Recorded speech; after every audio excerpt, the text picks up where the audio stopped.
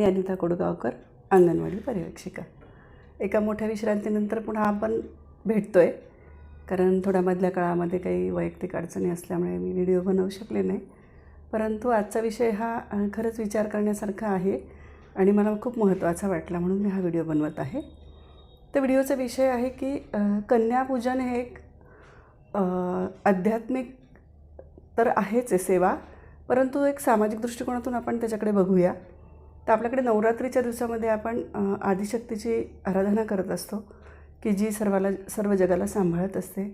आणि ज्यावेळेस पृथ्वीवरती संकट आलं त्यावेळेस देवांनी देवीला आवाहन करून त्या संकटातून मुक्तता केलेली आहे, असा हिंदू धर्माचा विश्वास आहे।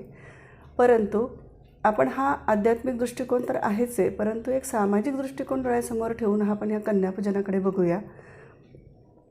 तर हा कन्यापूजनाचा काय संदेश देतो आपल्याला, ही जी सेवा आहे ती काय संदेश देते आपल्याला?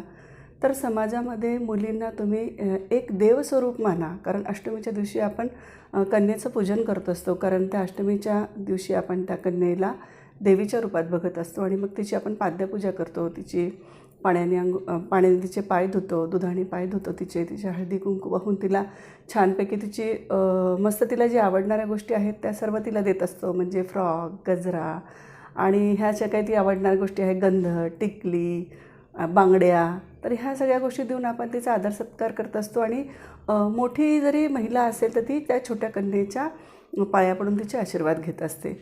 हा जरी आपला हा आध्यात्मिक दृष्टिकोन असला तरी आज समाजाची आपण जी परिस्थिती बघतो ती परिस्थिती अतिशय बिघडलेली आहे आणि त्या छोट्या मुलीला आज संरक्षणाची फार गरज आहे।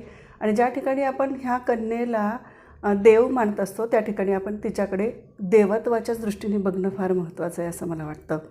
कारण हे जरी आध्यात्मिक बाजू जरी असली तरी ती सामाजिक समतोल सांभाळण्याच्या दृष्टीने मला वाटतं ह्या परंपरा निर्माण झालेल्या आहेत।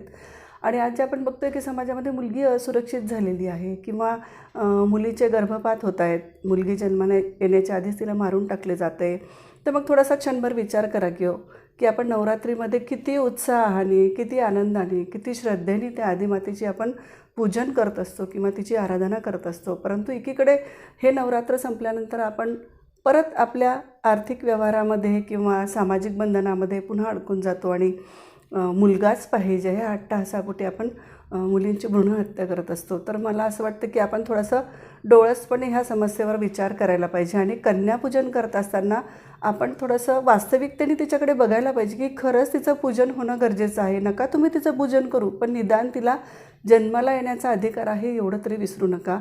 आणि ती आदिशक्ती असल्यामुळे तिच्यामुळेच पुढचा जो वंश आहे किंवा पुढचं जे काही फॅमिली आहे ती खूप सक्षमपणे आणि चांगल्या पद्धतीने सांभाळली जाणार आहे याचं भान ठेवून आपण जर तिला लहानपणीपासूनच खूप छान स्वागत केलं, कारण हे बघा ती तुमच्याकडे फक्त 18 ते 20 वर्षापर्यंत, म्हणजे बऱ्याच ठिकाणी मुली आता शिकून मोठ्या होत आहेत 20-25 वर्षाच्या झाल्यानंतर आणि स्वतःचे निर्णय स्वतः घ्यायला लागल्यानंतर ते विवाह करतात, परंतु तोपर्यंत ती तुमच्या घरी पाहुणी म्हणून आलेली आहे।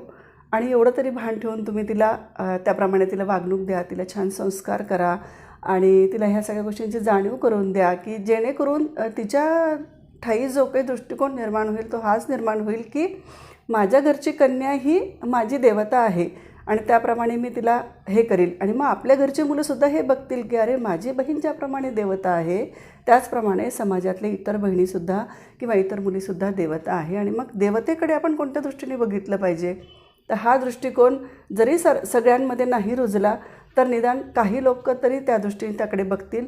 आणि आज जे काही कन्येवरती अत्याचार होत आहेत, म्हणजे तिला समाजात वावरताना तिचं वय बघितलं जात नाही की ती 2.5 वर्षाची आहे का 2 वर्षाची आहे किंवा ती महिला 60 वर्षाची आहे का 65 वर्षाची, तर कमीत कमी 1.5 ते 2 वर्षापासून तर जास्तीत जास्त 60 ते 70 वर्षाच्या महिलेपर्यंत आज अत्याचार होताना दिसत आहेत। मग आपण ह्या कन्यापूजनाला एका वेगळ्या दृष्टीने बघूया आणि समाजातली ही प्रत्येक मुलगी ही कन्यापूजनाला पात्र असती, म्हणजेच तिच्याकडे बघण्याचा दृष्टिकोन हा प्रत्येक पुरुषाचा किंवा महिलेचा हा पवित्र असायला पाहिजे, जेणेकरून ती समाजात खूप सक्षमपणे आणि आत्मविश्वासाने वावरू शकेल। तर हा छोटासा व्हिडिओ बनवण्यापाठीमागची माझी हीच कळकळ होती। तर अध्यात्मासोबतच एक सामाजिक जबाबदारी किंवा एक सामाजिक समतोल राखण्याच्या दृष्टीने आपण कन्यापूजनाकडे बघूया आणि पुढच्या वर्षी नक्कीच आपण कन्यापूजन ह्या भावनेने करूया आणि समाजात त्याचा जास्तीत जास्त प्रचार करून त्याला एक चांगल्या पद्धतीने महत्त्व देऊया की जेणेकरून मुलंसुद्धा ह्या दृष्टीने मुलींकडे बघतील आणि समाजामध्ये शांतता निर्माण व्हायला कुठं ना कुठं छोटासा आपण वाटा उचलल्यासारखं होईल. तर आजच्या व्हिडिओसाठी इथंच थांबूया आपण आणि परत भेटू. नमस्कार.